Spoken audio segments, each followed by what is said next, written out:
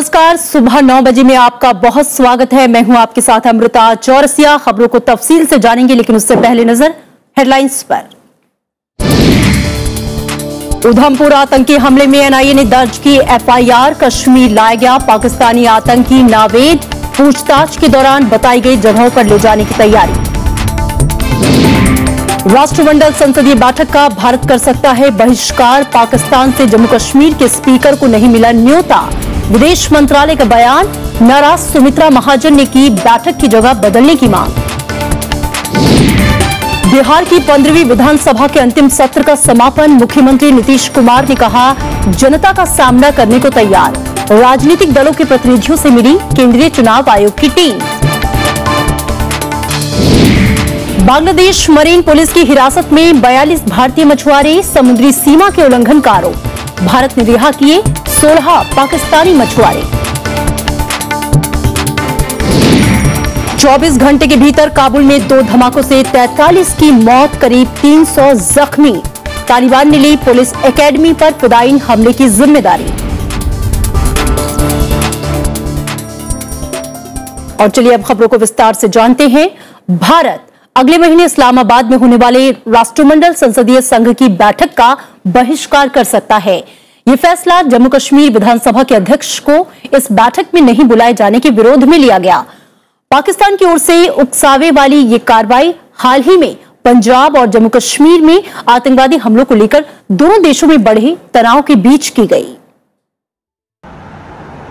पाकिस्तान में होने वाले राष्ट्रमंडल संसदीय संघ के सम्मेलन में जम्मू कश्मीर विधानसभा के अध्यक्ष को नहीं बुलाए जाने पर भारत ने कड़ी प्रतिक्रिया दी है। भारत ने इसे राष्ट्रमंडल संसदीय संघ के संविधान का उल्लंघन करार दिया। विदेश मंत्रालय के प्रवक्ता के मुताबिक पाकिस्तान का ये कदम लोकतांत्रिक व्यवस्था को बढ़ावा देने के राष्ट्रमंडल के सिद्धांतों के खिलाफ है। An emergency meeting of the President of the Union chapter as well as the 31 India chapters of the CPA India region was held, in which they called on the chairperson of the CPA Executive Committee to use her good offices to immediately resolve the matter and ensure issue of invitation to the Jammu and Kashmir CPA branch, failing which the India chapters will boycott the event. इससे पहले कल दिल्ली में सभी राज्यों की विधानसभाओं के अध्यक्षों की बैठक में भी पाकिस्तान के इस रवैये की कड़ी आलोचना की गई। बैठक में सर्वसम्मति से इस बात का फैसला लिया गया कि अगर पाकिस्तान जम्मू कश्मीर विधानसभा के अध्यक्ष को आमंत्रित नहीं करता है तो भारत इस सम्मेलन का बायकॉट करेगा।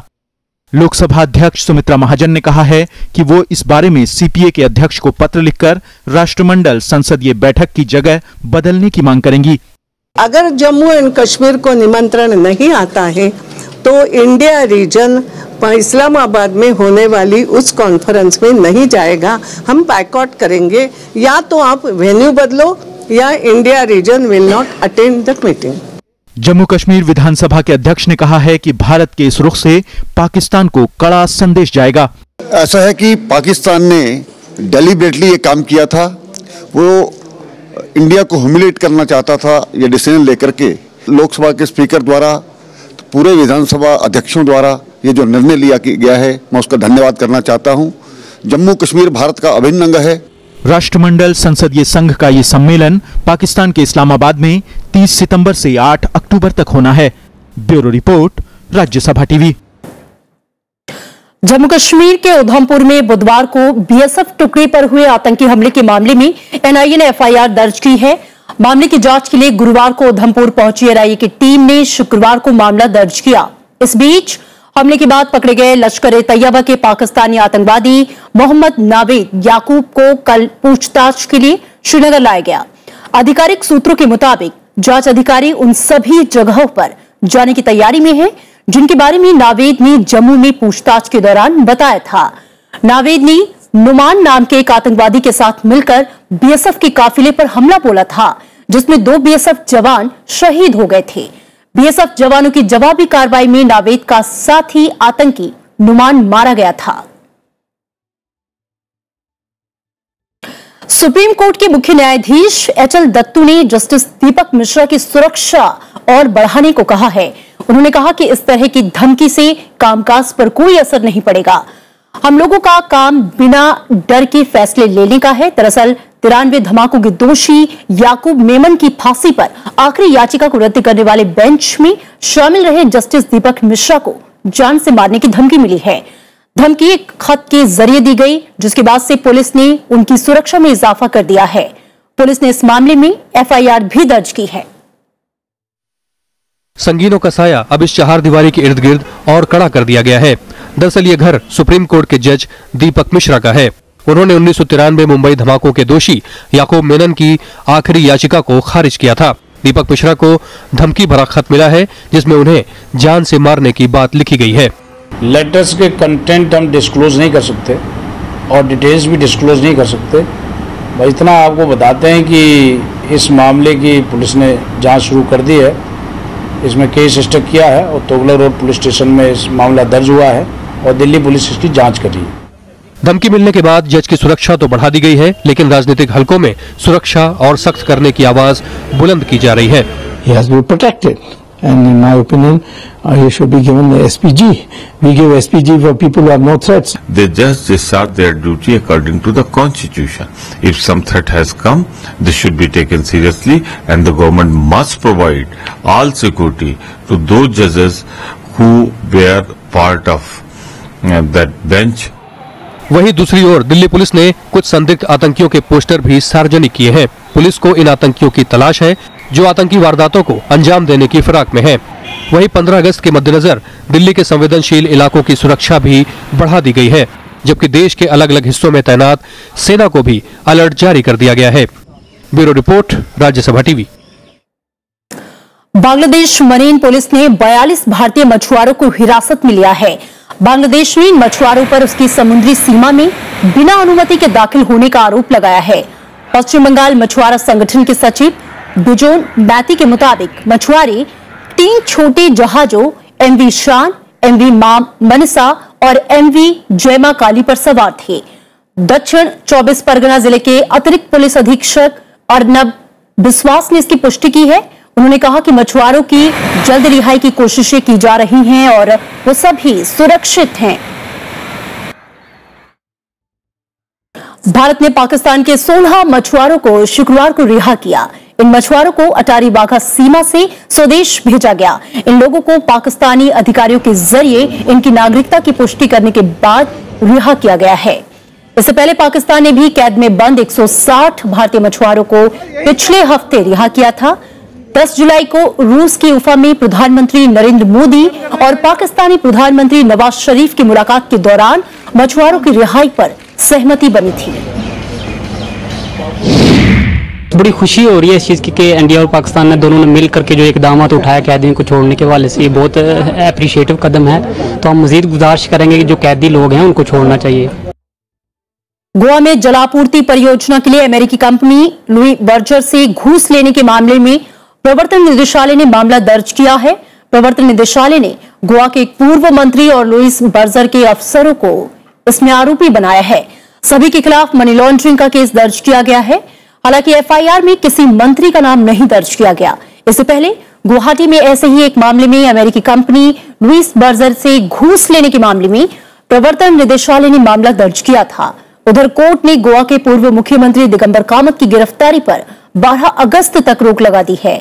उन्हें अग्रिम जमानत मिल गई है। वहीं गोवा के पूर्व लोक निर्माण मंत्री चर्चिल अलिमाओ 4 दिन की पुलिस हिरासत में हैं।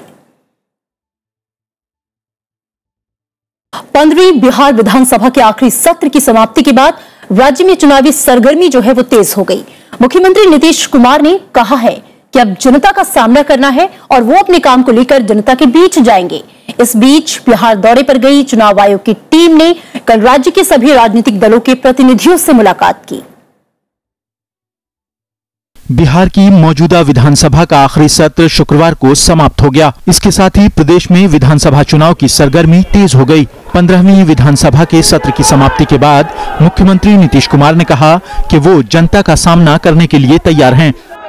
अब जनता के बीच में सब लोग जाएंगे और जनता फैसला करेगी और लोग जुमलों के सहारे जाएंगे, झांसा देने की कोशिश करेंगे, लेकिन हम तो अपने काम के सहारे लोगों के बीच में जाएंगे। इस बीच विधानसभा चुनाव के सिलसिले में मुख्य चुनाव आयुक्त नसीम जैदी की अगुवाई में निर्वाचन आयोग की टीम बिहार के दौरे पर है। उन्होंने शुक्रवार को राज्य के सभी राजनीतिक दलों के साथ बातचीत की। सभी राजनीतिक दलों ने पर्व और त्योहारों को ध्यान में रखकर तारीख तय करने का सुझाव दिया। जेडीयू, आरजेडी और कांग्रेस ने सामाजिक सौहार्द बिगड़ने से रोकने के लिए संवेदनशील जगहों पर सख्त कदम उठाने का सुझाव दिया। आरजेडी ने कमजोर वर्ग के मतदाताओं को पर्याप्त सुरक्षा मुहैया कराने और नोटा का इस्तेमाल रद्द करने की मांग की। नोटा जो है पार्लियामेंट के चुनाव में कहीं 40,000 कहीं 30,000 वोट मिला। नोटा का सही कंसेप्ट हमारे लोगों को अभी तक पता नहीं चला है, इसलिए हमने मांग किया कि इसको हटा दिया जाए। हमको फ्री एंड फेयर इलेक्शन चाहिए। इलेक्शन कमीशन के ऊपर डिपेंड करता है इलेक्शन कमीशन कितने फेज में चुनाव का। अगर फेज बढ़ता भी है तो हमको उससे कोई परेशानी नहीं है, लेकिन हर एक बूथ पर सेंट्रल पैरामिलिट्री फोर्स का डिप्लॉयमेंट हम लोग चाहते हैं, मांग किया है। बीजेपी ने दागी अधिकारियों को चुनाव कार्य से हटाए जाने और राज्य में कई चरणों में चुनाव कराने की मांग की। ऐसे दागी अधिकारियों को भी बिहार की सरकार पोस्टिंग कर रही है, उनके ट्रांसफर्स को रद्द किया जाए और पूरे राज्य के अंदर 3 से 4 चरण में बिहार विधानसभा के चुनाव कराए जाएं। बिहार में विधानसभा के चुनाव सितंबर-अक्टूबर में होने की उम्मीद है। अब सभी को विधानसभा चुनाव की तारीखों का इंतजार है। Bureau report, Rajya Sabha TV. संसद में कांग्रेस का सरकार और बीजेपी के खिलाफ विरोध आक्रामक हो गया है। कांग्रेस अध्यक्ष सोनिया गांधी और उपाध्यक्ष राहुल गांधी ने ललित मोदी को मदद पहुंचाने के मामले में विदेश मंत्री सुषमा स्वराज पर कल तीखा हमला बोला। उधर सरकार ने सांसदों के निलंबन से नाराज कांग्रेस से मानसून सत्र के बचे हुए 4 दिनों के लिए सदन में लौटने की अपील की है। संसद परिसर में कांग्रेस के धरने का शुक्रवार को लगातार चौथा दिन था, लेकिन कांग्रेस के प्रदर्शन में आक्रामकता बढ़ी हुई नजर आई। उसके नारे ज्यादा ऊंचे थे। कांग्रेस अध्यक्ष और उपाध्यक्ष दोनों ने विदेश मंत्री सुषमा स्वराज पर पहली बार इतने तीखे हमले किए। कांग्रेस ने ललित मोदी को मदद पहुंचाने के मामले में सुषमा स्वराज की ओर से गुरुवार को दिए गए बयान को भी खारिज किया है। सुषमा जी ट्रिक्स करने में माहिर है। जब भी चोरी होती है फाइनेंशियल ट्रांसफर होता है, पैसा कहीं से कहीं जाता है। सुषमा जी के परिवार को, पति को और उनकी बेटी को ललित मोदी जी ने पैसा दिया है। वो देश को बता दें कितना पैसा उनको मिला है। लेकिन सरकार की ओर से विदेश मंत्री पर लगे आरोपों का पुरजोर बचाव किया गया है। एक महिला नेत्री एक दूसरी महिला नेत्री के बारे में इस तरह के शब्दों का प्रयोग कर सकती है? क्या करना चाहिए? आपका उनसे विरोध हो सकता है, लेकिन उसको नाटक की संज्ञा देना ये बहुत दुर्भाग्यपूर्ण है। देश ने सुषमा जी को सुना है, सोनिया जी के पास, कांग्रेस के पास कोई उत्तर नहीं है, इसलिए इस तरह की हल्की टिप्पणी की जा रही है। ललित मोदी विवाद और व्यापम घोटाले पर कांग्रेस पहले ही संसद में विरोध कर रही है, लेकिन 25 लोकसभा सांसदों के निलंबन के बाद उसे विरोध का नया मुद्दा मिला है। इस बार उसे वामपंथी दलों, समाजवादी पार्टी और राष्ट्रीय जनता दल का भी साथ मिल रहा है। हालांकि सरकार संकेत दे चुकी है कि निलंबन वापसी के लिए कांग्रेस को स्पीकर से मुलाकात करनी चाहिए। सरकार ने संसद के बचे हुए 4 दिनों के लिए कांग्रेस से सदन में वापस आने को कहा है। Government also is keen that the members who have been suspended to come back to the house, but the only way is at least some of them meet the speaker and then assure the speaker that they will cooperate in proper conduction of the house. Then the government said we are willing to move a motion for withdrawing the suspension. दरअसल सोमवार को लोकसभा में speaker ने Congress party के 25 सांसदों को 5 दिन के लिए निलंबित कर दिया था। इन सांसदों के निलंबन के बाद लोकसभा में कुछ विधायी काम जरूर हुआ, लेकिन राज्यसभा पूरी तरह से ठप है। कांग्रेस के तेवरों से साफ है कि सोमवार से शुरू होने वाले मानसून सत्र के बचे हुए आखिरी हफ्ते में भी सरकार और विपक्ष के बीच तकरार थमनी मुश्किल है। श्याम सुंदर, राज्यसभा टीवी। मानसून सत्र का तीसरा हफ्ता भी कल बीत गया, लेकिन अवरोध के चलते राज्यसभा में इस दौरान कोई कामकाज नहीं हो पाया। कांग्रेस सांसदों के निलंबन से लेकर व्यापम और ललित मोदी विवाद के मुद्दे पर अपने विरोध पर कायम है और इसी बीच कांग्रेस सहित विभिन्न दलों के 20 सांसदों ने वीएचपी नेता साध्वी प्राची के बयान के खिलाफ सभापति को विशेषाधिकार हनन का नोटिस दिया है। मानसून सत्र के बीते 3 हफ्तों के दौरान राज्यसभा में गतिरोध की यही तस्वीर नजर आई। कांग्रेस सहित विपक्षी दलों का सरकार पर आरोपों का दौर जारी रहा। विपक्ष ने ललित मोदी विवाद, व्यापम घोटाले से लेकर काले धन और सांसदों के निलंबन पर कार्रवाई की मांग की और प्रधानमंत्री से जवाब मांगा, जबकि सरकार ने विपक्ष पर अवरोध पैदा करने का आरोप लगाया। सरकार का अहंकार है, इसलिए व्यवस्था नहीं हो सकती जब तक सरकार की तरफ से कोई प्रस्तावना ना हो, गतिरोध तब तक जो विषय हमने उठाए हैं जब तक उन विषयों पे समाधान नहीं होता, गतिरोध तब तक बना रहेगा। इस सदन में कोई काम नहीं होगा देश के गरीबों के लिए, देश के कमजोर तबकों के लिए, देश के विकास का काम नहीं करना चाहते, ये प्रस्ताव कराना चाहते हैं आप, तमाशा है। ये प्रस्ताव कभी नहीं होगा और न इस प्रस्ताव के आधार पर देश चलता है। देश जो है वो विकास के रास्ते पे जाना चाहता है, विनाश के रास्ते पे नहीं। आप विनाश के रास्ते पे ले जाना चाहते हैं देश को। इसी अवरोध के चलते राज्यसभा की कार्यवाही कई बार स्थगित हुई। कुछ निजी विधेयकों को पेश तो कर दिया गया, लेकिन उन पर चर्चा के लिए सहमति नहीं बन पाई। House is adjourned till 2:30 PM.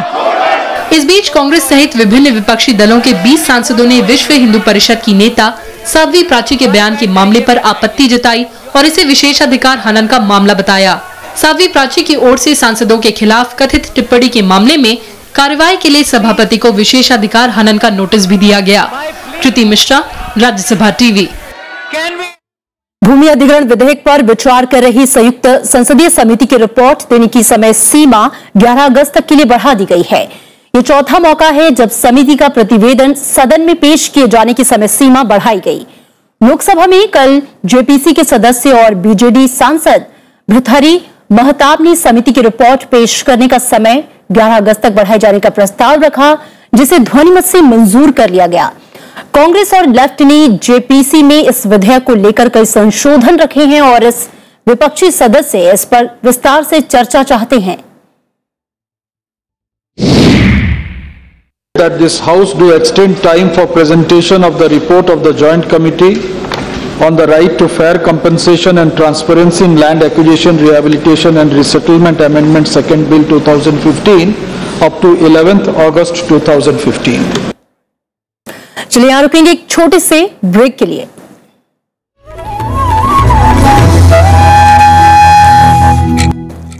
Break के बाद स्वागत है आपका। खबरों में आगे बढ़ेंगे।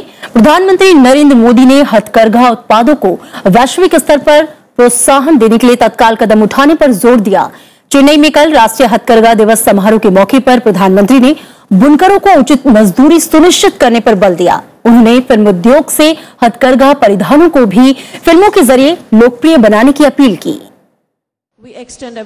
प्रधानमंत्री नरेंद्र मोदी ने शुक्रवार को चेन्नई में पहले राष्ट्रीय हथकरघा दिवस का औपचारिक ऐलान किया। इंडिया हैंडलूम ब्रांड को लॉन्च करते हुए प्रधानमंत्री ने कहा कि हथकरघा मौजूदा वक्त में गरीबी से लड़ने का हथियार बन सकता है। बुनकरों को वाजिब मेहनताना की हिमायत करते हुए नरेंद्र मोदी ने वैश्विक स्तर पर हथकरघा के प्रचार के लिए कदम उठाने पर जोर दिया। इसके लिए उन्होंने फिल्म इंडस्ट्री से आगे आने की अपील की। ज्यादातर महिलाएं हैं, हैंडलूम गांवों में है। समय की मांग है कि गांव का ताना ग्लोबल बाने के साथ कैसे जुड़े और गांव का ताना और ग्लोबल बाने का मिलान कैसे हम करें।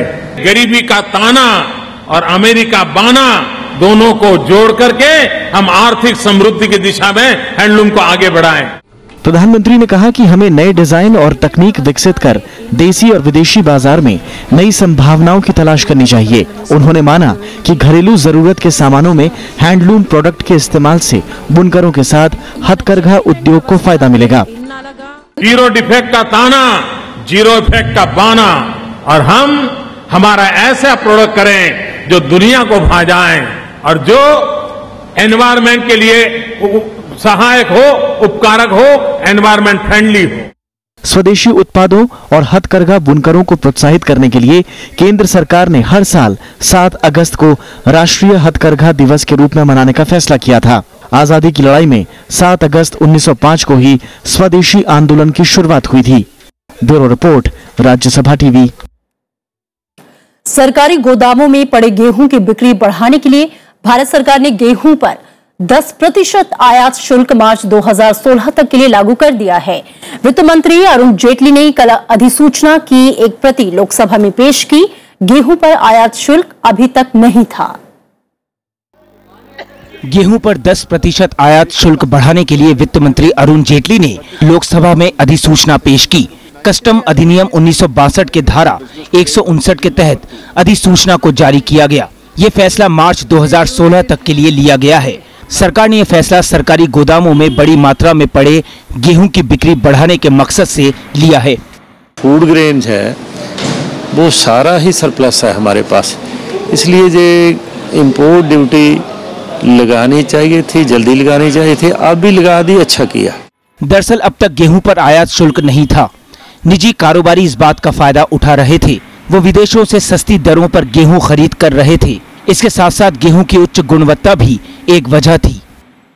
इस फैसले से सरकार को 90 करोड़ के राजस्व का मुनाफा होने की संभावना है। बाजार की रिपोर्ट्स के मुताबिक कम बारिशों के अनुमान को देखते हुए इसी साल मार्च में भारतीय कारोबारियों ने ऑस्ट्रेलिया से 5 लाख टन गेहूं आयात करने का समझौता किया था।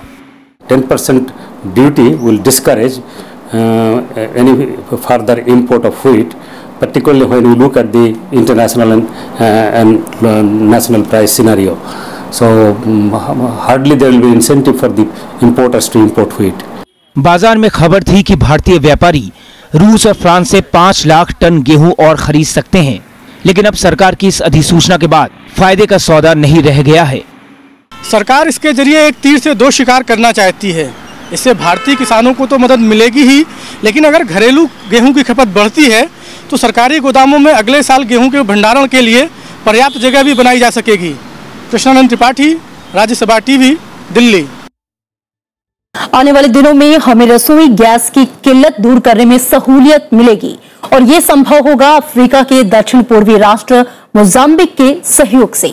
भारत और मोजाम्बिक के बीच गैस और कोयले के एक क्षेत्र में सहयोग की सहमति बन गई है और इसके तहत भारत मोजाम्बिक में ऊर्जा के भंडार के दोहन में बड़े पैमाने पर निवेश करेगा। अफ्रीका में भारत और मोजाम्बिक ऊर्जा क्षेत्र में बड़े पैमाने पर सहयोग के लिए आगे बढ़ रहे हैं। इस सहयोग को मजबूत बनाने के लिए मोजाम्बिक के राष्ट्रपति फिलिप न्यूसी फिलहाल 5 दिनों की यात्रा पर भारत में हैं। प्रधानमंत्री नरेंद्र मोदी के साथ बातचीत में दोनों देशों ने गैस के क्षेत्र में बड़े पैमाने पर निवेश का फैसला किया है। मोजाम्बिक में हाल ही के दिनों में गैस का बड़ा भंडार मिला है। It has recently discovered large amounts of gas. So by some estimates, Mozambique has something like 200 trillion cubic feet of gas and has the potential to become an LNG producer of the scale of Qatar and Australia if once their plans fructify for this.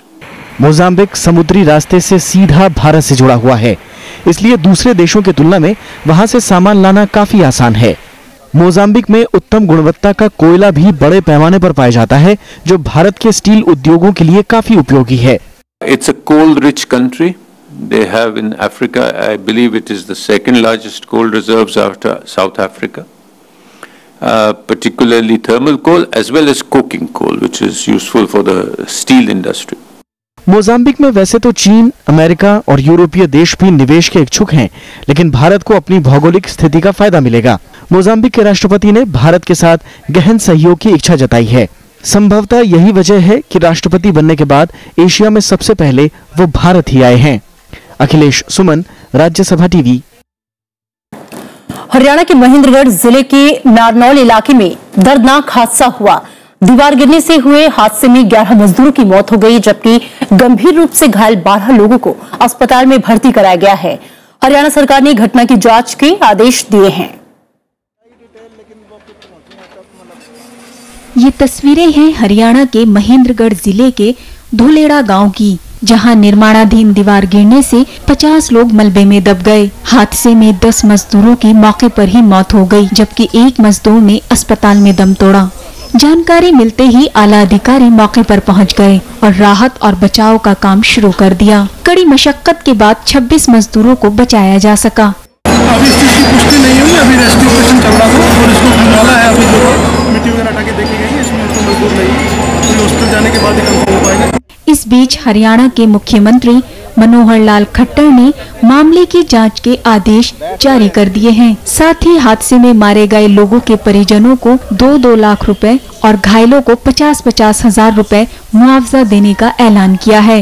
Bureau report, Rajya Sabha TV. उपराष्ट्रपति मोहम्मद हामिद अंसारी ने पश्चिम बंगाल विधानसभा के speaker बिमान बनर्जी से कल संसद भवन में मुलाकात की। इस दौरान बिमान बनर्जी ने उपराष्ट्रपति को प्लैटिनम जुबली मेमोरीज पुस्तक भेंट की। इस पुस्तक को पश्चिम बंगाल विधानसभा की प्लैटिनम जुबली के मौके पर प्रकाशित किया गया है।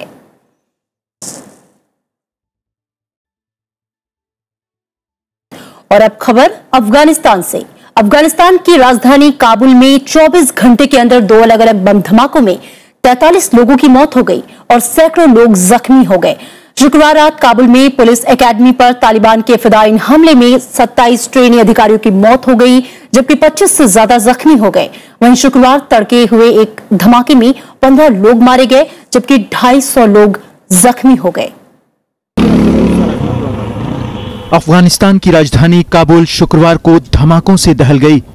स्थानीय समय के मुताबिक करीब 8 बजे रात को पुलिस प्रशिक्षण केंद्र के बाहर एक आत्मघाती हमलावर ने खुद को उड़ा लिया, जिसमें कई ट्रेनी अधिकारियों की मौत हो गई, जबकि कई जख्मी हो गए। पुलिस के मुताबिक हमलावर पुलिस की वर्दी में आए थे। हमले की जिम्मेदारी तालिबान ने ली है।